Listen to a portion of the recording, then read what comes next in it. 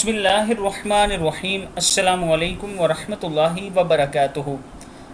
Daily دعاز کی طرف سے آج میں اپنے دوستوں کو رسول اللہ صلی اللہ علیہ وآلہ وسلم کا ایک فرمان بتاؤں گا کہ آپ دعا کس طرح کیا کریں اور اللہ تعالیٰ آپ کی دعا کیوں رد نہیں کرے گا۔ رسول اللہ صلی اللہ علیہ وآلہ وسلم کا فرمان ہے، مچھلی والے حضرت یونس علیہ السلام نے مچھلی کے پیٹ میں یہ دعا کی تھی، لا الہ الا انت سبحانک انی کنت من الظالمین۔ تیرے سوا کوئی عبادت کے لائق نہیں، یقیناً میں ہی ظالم ہوں۔ کوئی شخص جب بھی کسی چیز کے بارے میں یہ دعا کرتا ہے تو اللہ اس کی دعا کو ضرور قبول فرماتا ہے۔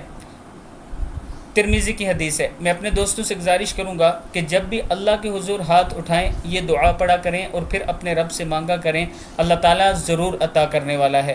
اس ویڈیو کو آپ دوستوں نے آگے ضرور شیئر کرنا ہے اور چینل کو ضرور سبسکرائب کریں۔ السلام علیکم ورحمۃ اللہ وبرکاتہ۔